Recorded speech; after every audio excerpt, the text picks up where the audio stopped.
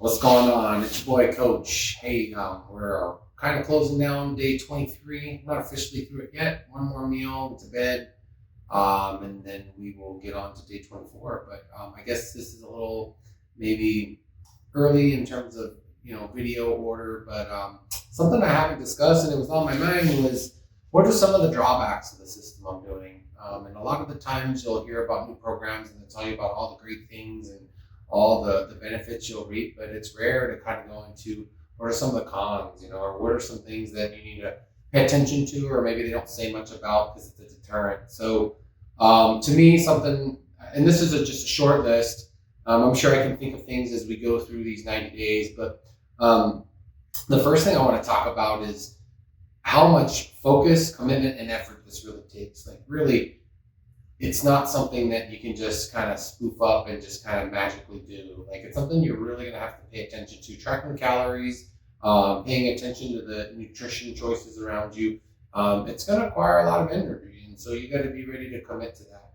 For me, the way I outweigh that is that the results I get were well worth the investment of that energy and time. So that's something I will say too, is it'll be a con, and then how I kind of combat it in my head or in my lifestyle. So we do have a lot of flexibility, and we learn all these ways to incorporate it as a lifestyle. But especially in the beginning, in these 90 days, I have the power to say no. And it's something I use often. So when I get invites, to lunches and I already have meal prep, I'm going to say no. Or if I get asked to try a treat, I'm going to say no. I'm not going to say it's none of my calories or anything like that. I'm just usually going to be more aversive and say, I appreciate it. No, thank you. I have something else I've already brought. Or, if somebody's going to a dinner and they want me to go out, if I'm not prepared to have that kind of nutrition for that day, or I want to avoid, the lack of, or maybe too many calories that get into that, then I, make up some excuse. And it's not the best thing to do, but it's something that helps me stay on track. And yeah, I don't really eat out. I for sure I don't do alcohol while I'm in this, just because it's gonna really pull away from my results. And like I said, if there's an eatery that I have to go to and that I maybe planned it out ahead of time, I'm gonna stick to what I look at the order ahead of time. What does that place have? What's on the menu that can still keep me in line with where I need to be? Not saying that once I get out of this that I'm gonna have more flexibility, because I absolutely will. But in this 90 days, like I said, it's really about not just transforming your body, but your mindset, mentality, self-control, things like that. The plus, or the way I outweigh that, is all the foods I make are actually pretty dang good. And so I actually have to make extra meal prep for my family, because they're going to eat my meals. And that's not a problem. I cook extra. All this stuff, like I said, in bulk is pretty easy to make. A few extra helpings, so no problem. And like I said, I feel better when I eat the nutrition that I'm making. I kind of stick with my game plan. But one thing that I do to counter that is I use new recipes to expand the cookbook and expand my options and variety, and have other people try some of the things. And really, so it just makes me a better chef in some senses, because I'm cooking so much and I get to try a lot of different things. Another thing that comes up is how much fluids I really drink per day. So I'm a minimum a gallon of water, and then plus I'm having all these diet pops and 0-calorie drinks. So maybe some days close to 2 gallons of fluids, which means I'm peeing a lot. I'm peeing all day pretty much, and actually waking up about 3 to 5 times a night to do that. If you are a great sleeper and you don't want to hinder your sleep, you're probably going to have fluids earlier in the day and not so much at night. And I've had people, well, how much fluids do I need?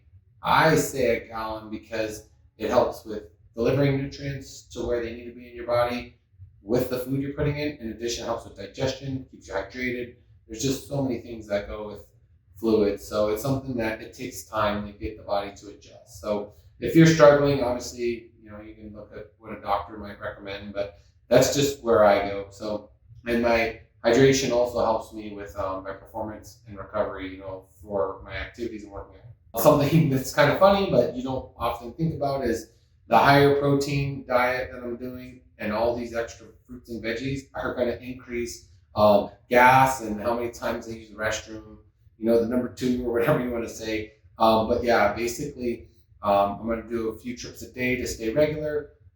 With the protein, if I didn't have fiber and fruits and vegetables, you're going to plug up. So it's something to be wary of. And that's another reason why I advocate eating a lot of vegetables and some fruits. One thing that is kind of a drawback too is how long these results take. I think we're in a culture nowadays where we want everything now, we want it fast. And so something like this takes patience. Most people are used to seeing shows or systems where, hey, I lose 5 pounds a week.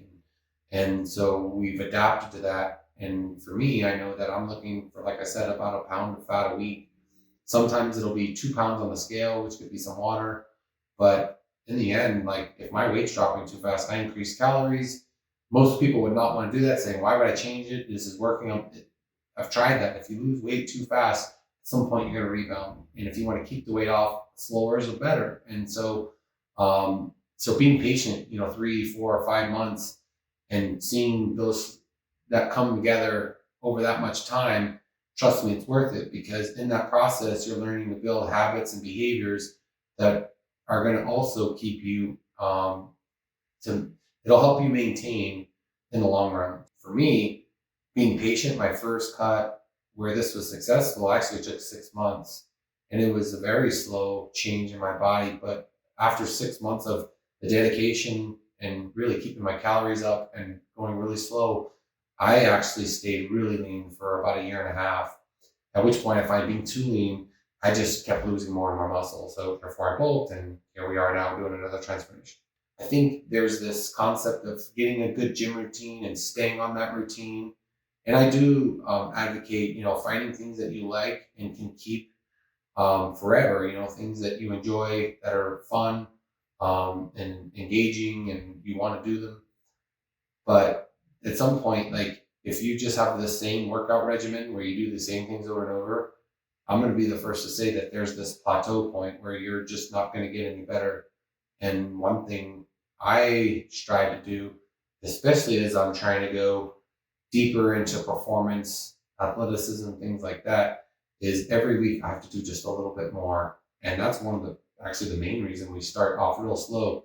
First month, I'm just walking. I'm not even running yet. And I know for like injuries and things like that. But as I take baby steps towards running faster or jogging more, things like that, or lifting more weights or doing more cardio, I want to do it slow, because if I do it all right away, my body adapts and then I have nowhere else to get better at, and I've pushed myself beyond. And sometimes that can be really taxing on the nervous system, and then you need to take time off, which I do recommend probably at the end of this for about a week or so. But really, if you do a little bit more every week, you know that as you're losing weight, that extra activity is helping you from plateauing. So that's kind of my way of doing it, and why I'm sharing this journey, because you can see how I'm doing this in just little small changes every week, small things. And I'm a big fan of small things over a long period of time add up to a lot of progress. So that's what we're going for. Now, this is a kind of a long video, so probably going to edit it a little bit. But I'm also pretty tired, so tomorrow's going to be actually a rest day. I might do a quick video real quick, but really this is kind of, I think, the point where if you are experiencing some of the drawbacks of a program like this, at least you'll know the mentality or some of the ways to encourage yourself that, is it the pro outweighing the con? That's kind of really the point. So that's all I got. Until tomorrow.